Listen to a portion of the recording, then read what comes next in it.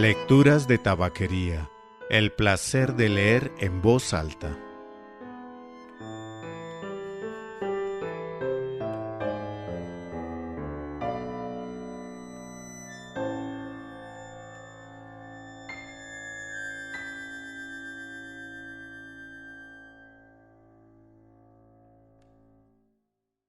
Soy Mauricio Duque Rubla. Usted escucha Lecturas de Tabaquería, el podcast de lecturas en voz alta. Hoy vamos a tener un cuento de Dolores Reyes, escritora argentina, que se hizo muy famosa, aunque ya venía escribiendo de antes, pero no sabíamos mucho de ella, con su novela Cometierra, la cual nació a partir de un taller literario que dictaba Selva Almada, otra escritora argentina. Si desea hacer algún comentario o enviar alguna sugerencia, puede hacerlo escribiendo a mauricio@lecturasdetabaquería.com o dejando un mensaje en cualquiera de los episodios del podcast en YouTube o en Apple Podcast. Preferiblemente en YouTube, ustedes ya saben.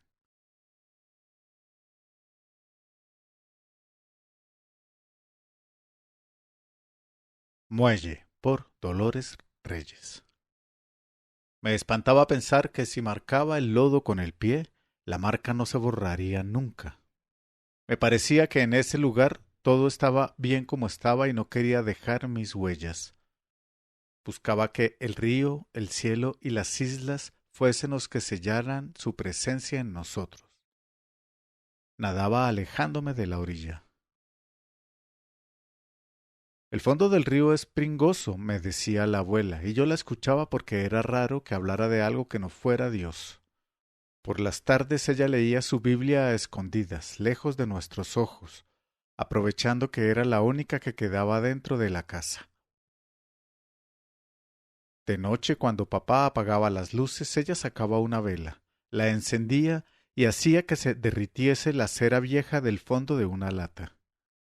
En la medida que el olor a cera me iba adormeciendo, pegaba la vela ahí, esperaba que volviese a endurecerse y empezaba a leer. La abuela me leía a mí. Acomodaba su colchón pegado al mío y dormíamos las dos solas sobre el piso de madera. Y aunque yo no encontrase nunca el peligro o la esperanza que ella veía en las páginas de su Biblia, me gustaba dormirme sintiendo su voz. Cuando papá se enteró de las sesiones de lectura, se armó. Quería echar a la abuela.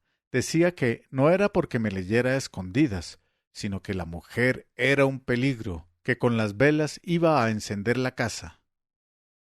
Yo sabía que Dios era algo que jamás salía de sus labios. Desde que bajamos de la lancha colectiva, el muelle nos recibía como un amigo viejo. Si el río estaba abajo, desnudaba sus maderas a medio tragar por el agua, y las mostraba, podridas, al sol de la mañana. Buscábamos antes de tirarnos al río las marcas que el agua escribía una y otra vez en los pilotes. A veces hacíamos carreras con mis hermanos y terminaban siendo horas de jugar en el río. Eran días hermosos. Casi nunca salíamos del agua por la nuestra. A veces nos obligaban, a veces trataban de convencernos. Después venía la comida, el mantel a cuadros en el que la panera se movía de una punta a la otra de la mesa. Mendigábamos el amor de los padres como un pan viejo al que había que roer, penetrar su dureza hendiendo los dientes antes de que los otros hermanos acapararan las migas. Mi hermano pequeño apenas llegaba a la mesa. Sus pies quedaban colgando, y como casi nunca tenía hambre, había que obligarlo a comer.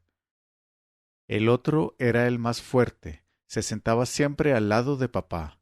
Les gustaba competir uno con otro. ¿Quién comía más tostadas? ¿Quién cortaba más leñas o traía el pez más grande? A papá no le gustaba perder. Con nosotros no había perdido nunca. A mí me quedaba servir con mamá. Primero acomodaba la panera y adentro, pan por pan, cuidando que quede con gracia, sobre el mantel que tenía marcadas las líneas de la plancha. Pero ni bien la apoyaba, el pan iba desapareciendo. Nadar te abre el apetito, decía la abuela, y mamá tenía que servir de un lado a otro de la mesa con la misma velocidad en la que volaba el pan. Y yo a veces pensaba que si no era por ellos, mamá, yo y la panera podríamos descansar, sentarnos a conversar entre nosotras, con la comida apoyada a un costado de la mesa. Una tarde salíamos temprano del río porque hacía frío. Ni bien nos secamos y nos pusimos ropa, agarramos las mojarreras. Antes de echar los anzuelos al agua nos parábamos con las piernas abiertas y pasábamos una lombriz por él, como si ensartáramos las cuentas de un collar. Después las veíamos hundirse dejando a flote la bollita de colores. Siempre estaba el miedo de que un pez gigantesco te arrastrase. Me asustaba caer. Me parecía que las hojas de los sauces doblándose sobre el agua iban a enredarme, que si caía o resbalaba con las raíces enormes en las que terminaba la isla, no iba a poder nadar. Pero eso nunca pasaba, y nos aburríamos. Dejábamos las mojarreras bien clavadas en la tierra, cerca de la fila de árboles que acompaña al río, y nos íbamos a jugar por ahí, o a dar la vuelta a la isla. Mi hermano decía siempre que iba a traer el machete del viejo, pero no lo hacía, y yo no sabía hasta dónde se olvidaba o era que no se animaba ni a pedírselo. Mi hermanito a su lado no decía nada, pero se reía. Esa tarde tratamos de abrirnos paso por las plantas enormes de la isla con un tramontina que llevábamos para sacar lombrices de la tierra. Nos parecía que avanzar entre esas plantas que lo cubrían todo era nuestra aventura en la selva. Pero detrás de las plantas había otras plantas y otras más. Y también de ellas nos aburrimos y quisimos volver. Al volver al borde del río, la mojarrera de mi hermano no estaba. Se debía haber caído al agua. Miré la mía. Un pez había hecho hundir la boya. Tomé mi hora de suerte casi como si fuera una revancha. Saqué un animalito resbaladizo, un pez feucho que resultó ser una boga. Desenterrando el anzuelo de su carne, lo eché a un fuentón de metal. Después corrí por el muelle hasta el último escalón, y con un cacharro tomé el agua suficiente para cubrirlo.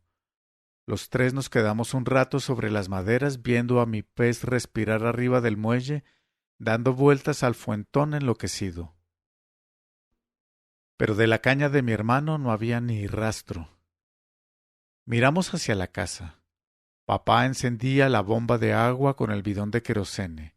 La bomba hacía ruido, amagaba con empezar a funcionar y se apagaba de nuevo.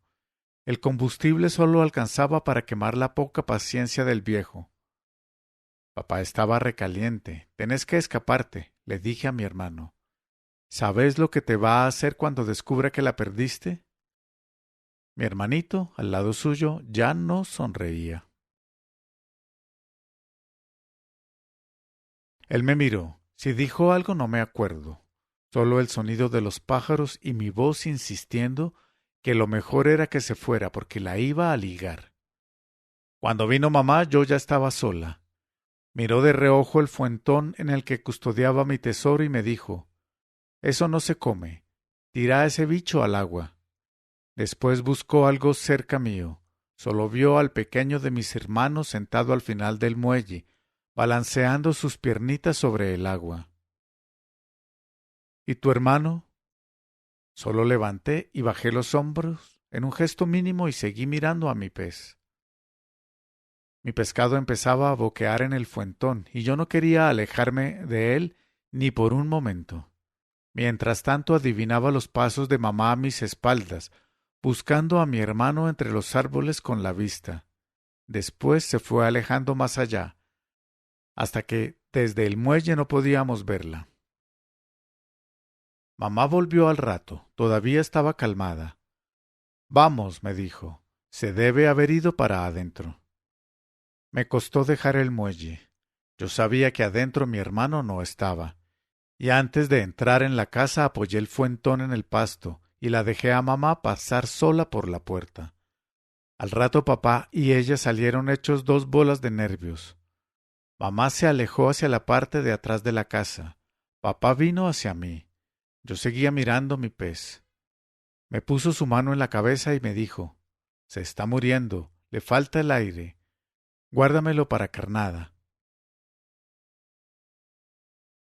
Papá no sabía nada. ¿Para qué quiere aire un pez que vive en el agua? Pero el pez seguía abriendo y cerrando su bocaza, y el tiempo pasaba sin mi hermano.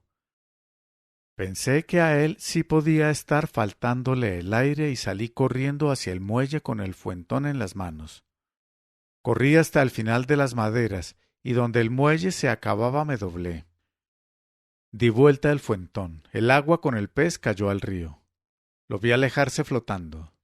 Mi madre caminaba por la orilla, buscaba algo en el agua y yo pensaba en el pez, en que si lo veían flotar con la boca abierta, se iban a enojar conmigo.